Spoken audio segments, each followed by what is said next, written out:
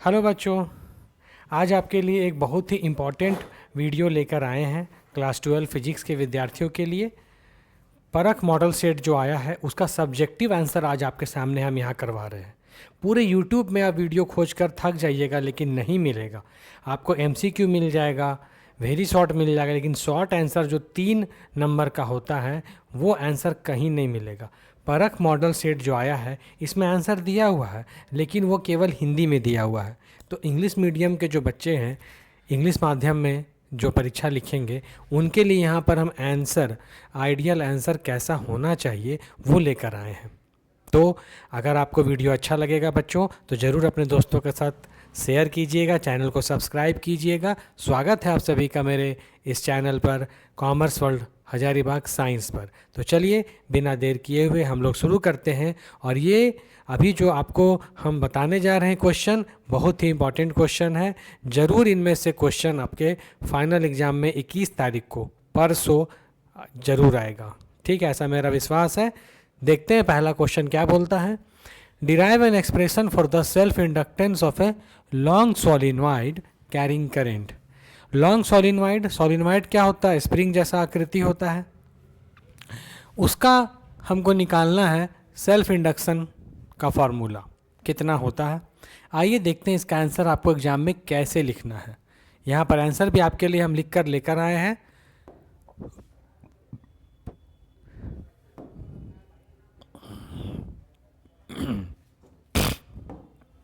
ये सोलिनॉइड का फिगर है, एक तरफ से करंट जा रहा है, एक तरफ से करंट आप बाहर निकल रहा है। पहले फिगर बना देना है, उसके बारे में नीचे लिख देना है कि क्या क्या है।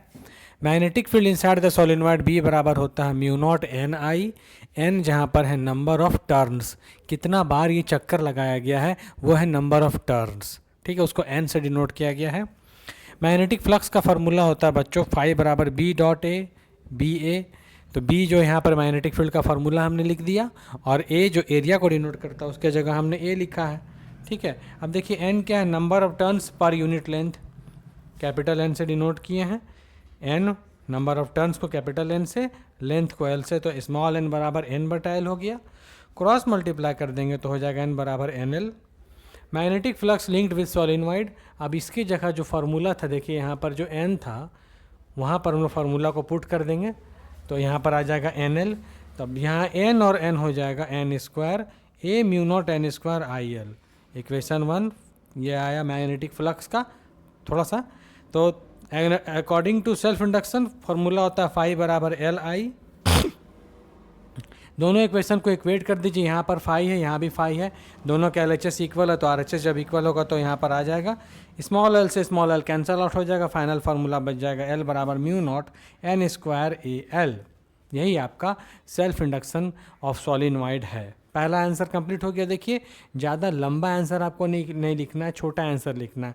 टाइम मैनेजमेंट बहुत कीमती होता है, टाइम को समझना है, एक ही क्वेश्चन पर ज़्यादा समय आपको नहीं बर्बाद करना है। चलिए बच्चों, फट से हम लोग दूसरे क्वेश्चन की ओर बढ़ते हैं। दूसरा क्वेश्चन क्या बोलता है देख लीजिए। 36 नंबर क्वेश्चन, पोटेंशियोमीटर से क्वेश्चन पूछा गया है। पोटेंशियोमीटर क्या होता है, उसका सर्किट डायग्राम बनाना है जब हम लोग 2 सेल का EMF को कंपेयर करते हैं। क्वेश्चन ध्यान से पढ़ना है और उसका आंसर लिख देना है, ज़्यादा लंबा नहीं लिखना है आंसर। इसीलिए आपके लिए हम एकदम परफेक्ट आंसर, इससे बाहर कुछ भी नहीं लिखना है, वही लेकर आए हैं। कुछ एक्स्ट्रा आपको नहीं देना है, बस यहाँ ध्यान से आप देखते जाइए कैसे हम उसका आंसर आपके लिए लिख कर लाए हैं। देख लीजिए, पहले देना है कि पोटेंशियोमीटर क्या होता है। तो पोटेंशियोमीटर एक डिवाइस है जो EMF को मेजर करने का काम करता है। EMF इलेक्ट्रोमोटिव फोर्स, जिसको हम लोग पोटेंशियल भी बोलते हैं, उसको मेजर करने का काम करता है।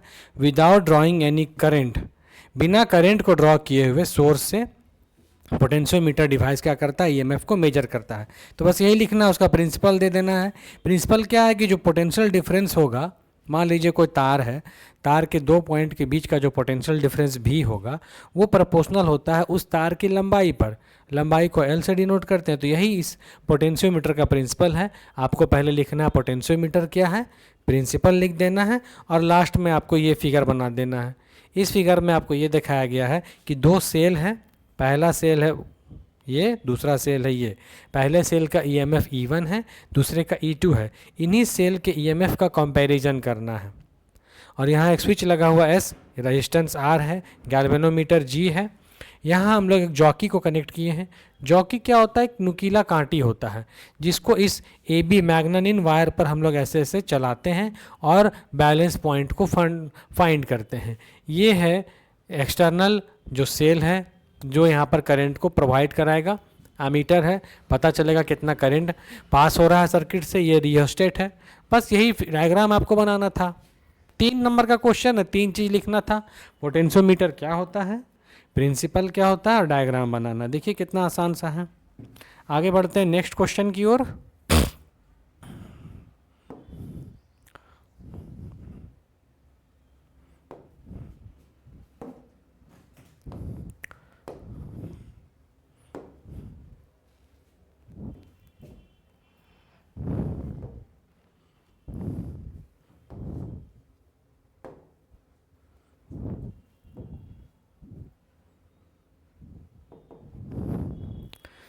थर्टी 37 नंबर क्वेश्चन पूछ रहा है फोटो इलेक्ट्रिक इफेक्ट क्या है और आइंस्टीन फोटो इलेक्ट्रिक इक्वेशन आपको निकालना था। फोटो इलेक्ट्रिक इफेक्ट, ये क्वेश्चन आया है बच्चों dual nature of matter and radiation, unit number 7। बहुत ही इम्पॉर्टेंट यूनिट है, बहुत ही अच्छा यूनिट है और बहुत ही सिंपल यूनिट है।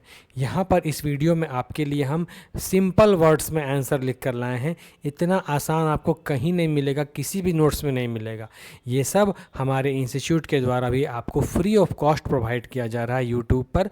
तो आपसे रिक्वेस्ट है कि हमारे से जुड़िए। स्क्रीन पर जो नंबर चल रहा है उस पर आप कॉन्टैक्ट कर सकते हैं और विशेष जानकारी यहाँ से प्राप्त कर सकते हैं। चलिए इसका आंसर देख लेते हैं। 37 नंबर का आंसर क्या होगा?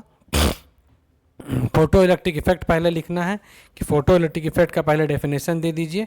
एक मेटल सरफेस से जब इलेक्ट्रॉन का इमिशन होता है, कोई मेटल सरफेस है उस पर जब सफिशिएंट अमाउंट ऑफ लाइट पड़ता है तो वहाँ से इलेक्ट्रॉन्स का इमिशन होता है। इस घटना को बोलते हैं फोटो इलेक्ट्रिक इफेक्ट। नेक्स्ट आपसे पूछा गया है कि इसका इक्वेशन निकालना है, आइंस्टीन फोटो इलेक्ट्रिक इक्वेशन निकालना है। देखिए फिगर बना हुआ है, एकदम आसान शब्दों में आंसर हम यहाँ पर आपके लिए लिख कर लाए हैं आपकी सुविधा के लिए। आप इसको यहाँ पर स्क्रीन को रोक कर पॉज करके नोट कर सकते हैं। सारा आंसर आपको यहाँ पर मिल रहा है। ये मेटल सरफेस को डिनोट कर रहा है। यहाँ से इंसिडेंट लाइट रे आई, मेटल सरफेस पर गई तो लाइट में जो एनर्जी है E बराबर h/nu जो फार्मूला होता है, वो एनर्जी इलेक्ट्रॉन को मिला। इस एनर्जी का 2 भाग हो गया, एक भाग कहलाया वर्क फंक्शन, दूसरा भाग उसी इलेक्ट्रॉन को काइनेटिक एनर्जी प्रदान करेगा ताकि इलेक्ट्रॉन जो बाहर निकलेगा उसमें कुछ एनर्जी होगा, तो यही काइनेटिक एनर्जी 12 mv² होगा। ठीक है, देखिए यही बात जो अभी आपको हम समझाएं वही यहाँ लिखा हुआ है। एनर्जी 2 भाग में बढ़ गया, φ0 वर्क फंक्शन में और दूसरा 12 mv² काइनेटिक एनर्जी में। अब क्या होगा, अगर ये फ्रीक्वेंसी थ्रेशोल्ड फ्रीक्वेंसी के बराबर हो, न्यू नॉट के बराबर हो, तब क्या होगा बच्चों? यही फ्रीक्वेंसी थ्रेशोल्ड फ्रीक्वेंसी के बराबर हो तब क्या होगा? जो 12 mv² उसका वैल्यू 0 हो जाएगा। क्यों? क्योंकि अभी जो फ्रीक्वेंसी सिर्फ थ्रेशोल्ड तक ही है। थ्रेशोल्ड क्या होता है? थ्रेशोल्ड होता है एक लिमिट कि वहीं तक आपको एनर्जी मिला, उसके बाद एनर्जी नहीं है। अगर ज़्यादा एनर्जी रहेगा तब ना फिर जो बचा हुआ एनर्जी काइनेटिक एनर्जी बनेगा। आपके पास लिमिटेड एनर्जी है तो काइनेटिक एनर्जी का वैल्यू उस समय क्या होगा? 0। तो 12 mv² का वैल्यू 0 होगा। इस 0 को यहाँ पर पुट कर देंगे तो इक्वेशन कुछ इस तरह से बनेगा, h/nu की जगह h/0 हो गया क्योंकि थ्रेशोल्ड फ्रीक्वेंसी आ गया, और ये बच गया φ0। ये तो 0 हो गया, ये टर्म खत्म हो गया। तो एक इक्वेशन ये बन गया, एक इक्वेशन ये बन गया, 2 इक्वेशन बना।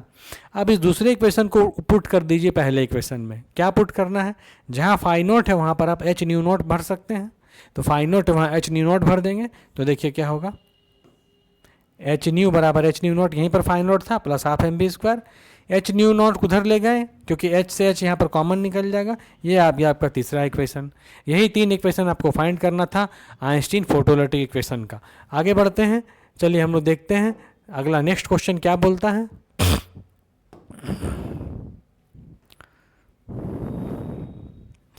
Derive an expression for energy stored in A charge capacitor. एक कैपेसिटर में कितनी एनर्जी स्टोर होती है, इलेक्ट्रोस्टैटिक से पूछा गया क्वेश्चन है। इंपॉर्टेंट है, VVI है, अच्छे से करके जाइएगा। हो सकता है 3 नंबर में ये क्वेश्चन आ जाए। और बच्चों ध्यान दीजिएगा, 3 नंबर वाले आपको यहाँ पर ज़्यादा क्वेश्चन दिए जाएंगे, 8 क्वेश्चन, उसमें से आपको 6 ही सॉल्व करना है। 8 क्वेश्चन गलती से मत सॉल्व कीजिएगा, टाइम आपका वेस्ट हो जाएगा। यहाँ पर देखिए सबसे पहले इंस्ट्रक्शन साफ साफ लिखा हुआ है, student will answer any 6 question, केवल 6 बनाना है आउट ऑफ 8, 8 में केवल 6 बनाना है। देख लेते हैं इसका आंसर क्या है।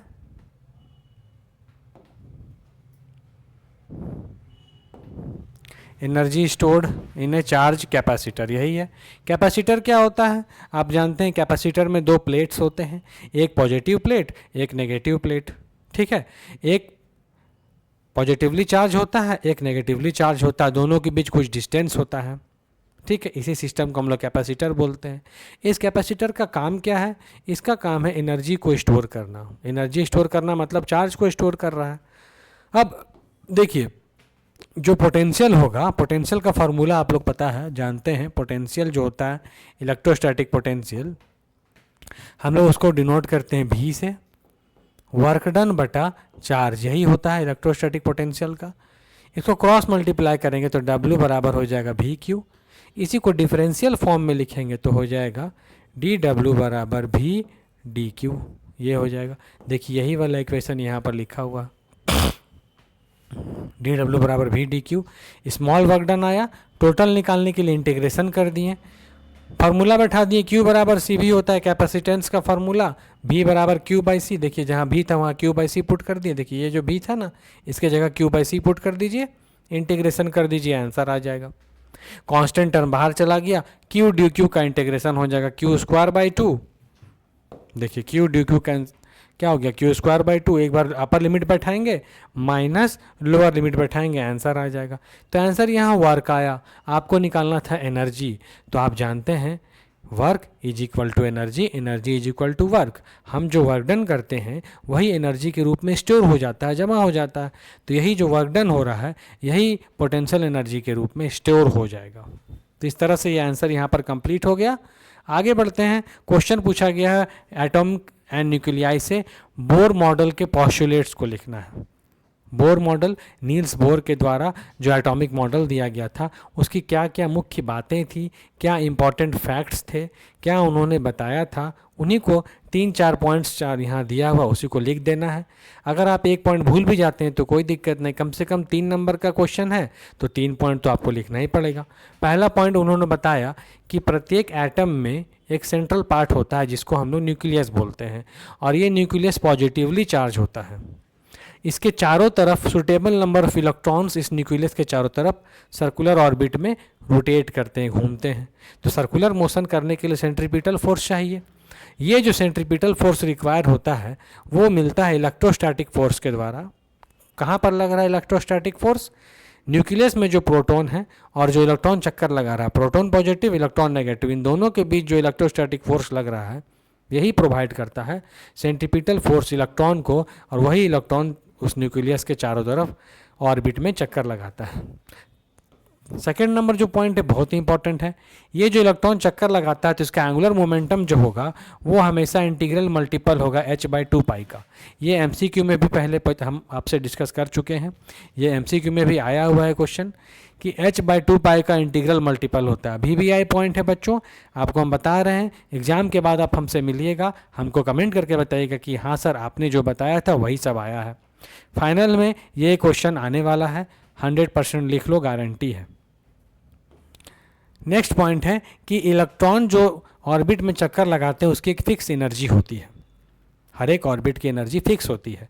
और लास्ट पॉइंट यही बोलता है कि अगर इलेक्ट्रॉन हायर ऑर्बिट से लोअर ऑर्बिट में आता है तो एनर्जी को रिलीज करता है, और अगर लोअर ऑर्बिट से हायर ऑर्बिट में जाता है तो एनर्जी वो एब्जॉर्ब करता है, उसको बाहर से हमको एनर्जी देना पड़ता है, तभी वो लोअर ऑर्बिट से हायर ऑर्बिट में पहुंचता है। ये 5 पॉइंट हो गए बोर्स एटॉमिक मॉडल के। नेक्स्ट क्वेश्चन है आपका ड्रिफ्ट वेलोसिटी से रिलेटेड। एक बार क्वेश्चन देख लेते हैं बच्चों।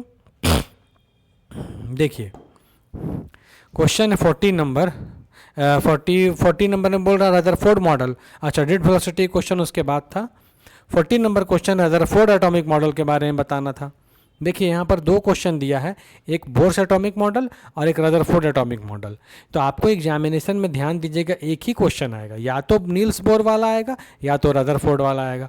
तो ज़्यादा चांसेस हैं ये 39 नंबर VBI क्वेश्चन है, mention the postulate of Bohr model of atom. ये इसके आने की बहुत ज़्यादा संभावना है, तो इसको आप विशेष फोकस करके पढ़िएगा, ये 100% आएगा। आइए हम लोग देख लेते हैं रदरफोर्ड का एटॉमिक मॉडल उन्होंने क्या बताया था।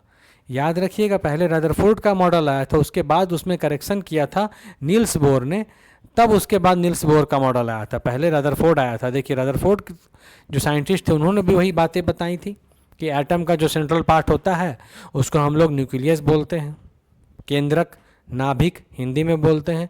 उसका साइज बताया उन्होंने। न्यूक्लियस का साइज उन्होंने बताया 10⁻⁻15 मीटर, और एटम का बताया 10⁻⁻10 मीटर। बड़ा कौन है? 10⁻⁻10 बड़ा है, -15 छोटा है।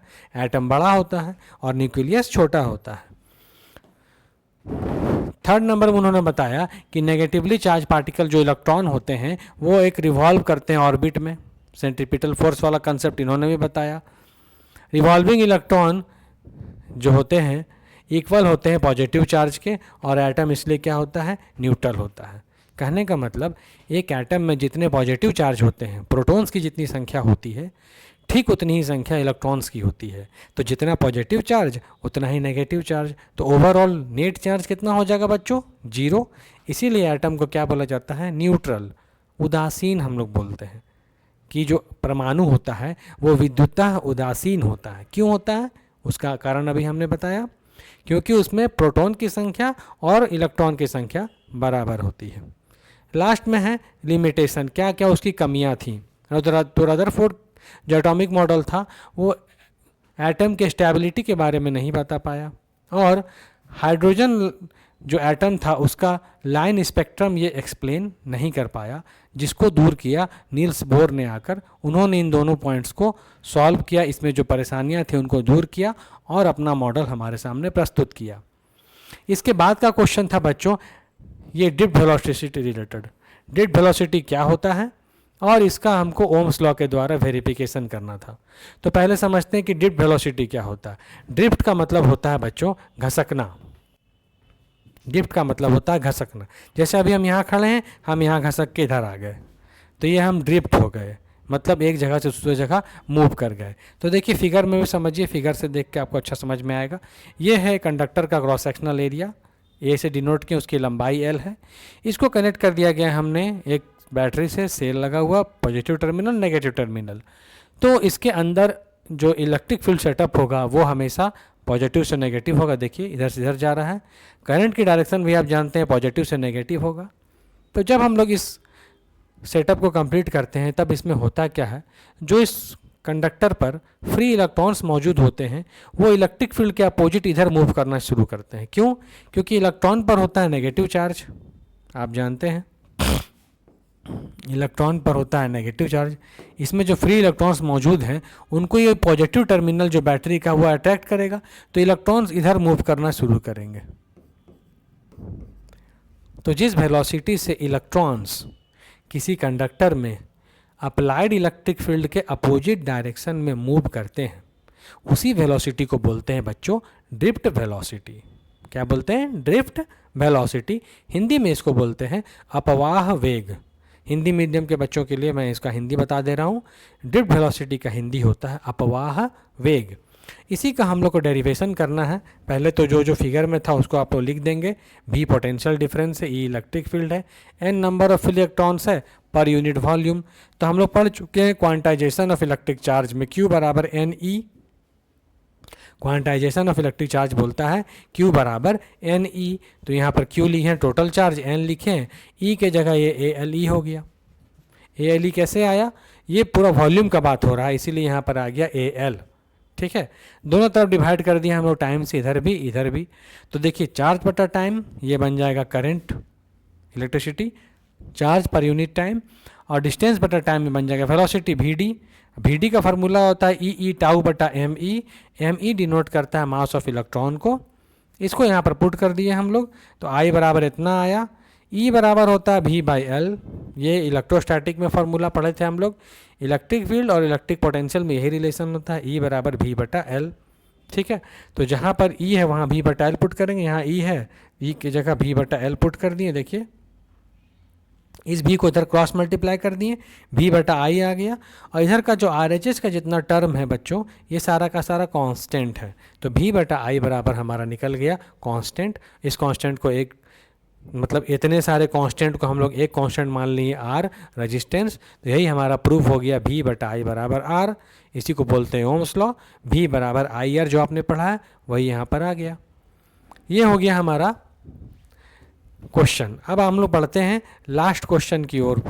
लास्ट क्वेश्चन है, देखिए पूछ रहा है इंटरफेरेंस ऑफ लाइट क्या होता है और इसके कंडीशन को डिस्कस कीजिए। ये भी ऑप्टिक्स से पूछा गया क्वेश्चन है, वेव ऑप्टिक्स से, बहुत ही इंपॉर्टेंट है इंटरफेरेंस ऑफ लाइट। ध्यान दीजिएगा, ऑप्टिक्स से एमसीक्यू क्वेश्चन में भी रहेंगे क्वेश्चन, 1 वर्ड वाला भी रहेगा, 3 मार्क्स वाला में भी रहेगा और 5 मार्क्स वाला में भी रहेगा। इसका मतलब ऑप्टिक्स कितना इंपॉर्टेंट चैप्टर है समझ में आ रहा है। एकदम बढ़िया से तैयारी करके जाना है, क्योंकि ऑप्टिक्स से हर एक सेक्शन में क्वेश्चन पूछा जा रहा है। अगर आप ऑप्टिक्स बढ़िया से कर लेते हैं तो सारा सेक्शन आपका कंप्लीट हो जाएगा। आइए इसका आंसर देख लेते हैं, लास्ट में हम लोग क्या इसका आंसर दिया हुआ है। इंटरफेरेंस, एक दूसरे में मिलना, जब दो लाइट वेव्स एक दूसरे से मिल जाती हैं तब उस घटना को हम लोग बोलते हैं इंटरफेरेंस। देखिए यहाँ पर फिगर बना हुआ है ना, दो सोर्स है S1 S2, यहाँ से लाइट वेव चली, यहाँ से भी चली, दोनों आपस में मिल गई, इसी घटना को बोलते हैं इंटरफेरेंस, दो लाइट वेव्स का आपस में मिलना। ठीक है, अब इंटरफेरेंस का एग्जाम्पल क्या है, देखिए लिखा हुआ है यहाँ पर एग्जाम्पल। जब एक सोप बबल, साबुन के बुलबुले पर सनलाइट पड़ता है तो चमकीला दिखाई देता है, कलरफुल दिखाई देता है। मोर, पीकॉक, उसके शरीर पर, उसके बॉडी पर जब सनलाइट पड़ता है तो साथ बहुत सारा कलर अलग अलग दिखाई देता है। तो ये दो घटना जो अपने आसपास हमने दैनिक जीवन में देखते हैं, ये क्या है बच्चों, ये इंटरफेरेंस का ही एग्जाम्पल है। ठीक है, कंडीशन क्या है इंटरफेरेंस के लिए कि दो डिफरेंट कंडीशन, दो लाइट वेव्स अगर इंटरफेयर करती हैं इस तरह से कि मिलने के बाद रिजल्टेंट इंटेंसिटी अगर बढ़ जाए, मान लीजिए दो लाइट मिला और इंटेंसिटी फिर बढ़ जाता है, तो हम लोग उसको बोलते हैं कंस्ट्रक्टिव इंटरफेरेंस। और अगर दो लाइट वेव मिला, इंटेंसिटी घट गया, तो बोलते हैं डिस्ट्रक्टिव इंटरफेरेंस। कंडीशन क्या है इसका, देखिए कंडीशन यहाँ लिखा हुआ, दोनों लाइट वेव्स का वेवलेंथ मोनोक्रोमेटिक होना चाहिए, दोनों का वेवलेंथ 1 होना चाहिए, लाइट वेव्स कोहेरेंट होनी चाहिए। कोहेरेंट का मतलब है कि दोनों लाइट वेव्स का wavelength same, phase difference same, सब कुछ सेम होना चाहिए। और तीसरा कंडीशन है दोनों सेम डायरेक्शन में जानी चाहिए।